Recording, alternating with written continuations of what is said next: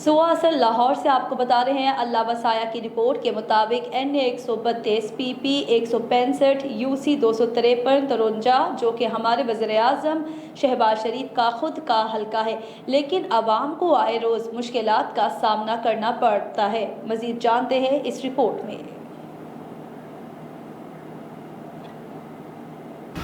जी, इस वक्त हम मौजूद है NA 132 PP 165 जो कि मियाँ सुभाषरा खुद का हल्का, जहाँ से हर बार इलेक्शन जीतने के बाद कभी तो वजीर बनते तो कभी वजीर बनते, कभी वज़ीर आज़म बनते तो कभी वज़ीर आला। जहाँ के अगर मामला देखे जाए आए रोज़ कहीं ना कहीं कोई हादसा होते रहते। हमारे साथ कुछ शहरी भी मौजूद हैं, इनसे हम तफसीलात जानते हैं क्या के मामला के क्या मुश्किलात हैं जो सामना करना पड़ता है। जी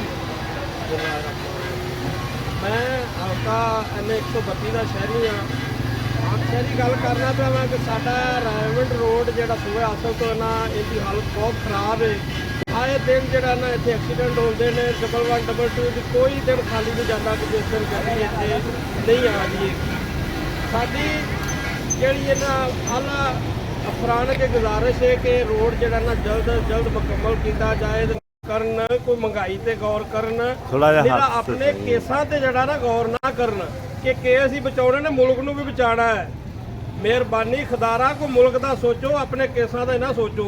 जी, आपने शहरियों की बात सुनी जहाँ पर शहरियों का कहना है क्या है रोज़ मामला होते रहते हैं, एम्बुलेंस का पहुँचना बहुत मुश्किल नामुमकिन। जहाँ पर टेंडर तो हुकूमत की तरफ से पास कर दिया जाता है, लेकिन टेंडर के ऊपर कोई भी कार्रवाई अमल में नहीं लगती। हमारी ज़िला से दरखास्त है शहरियों की इस पर किया जाए, इस रोड को जल्द से जल्द पास है।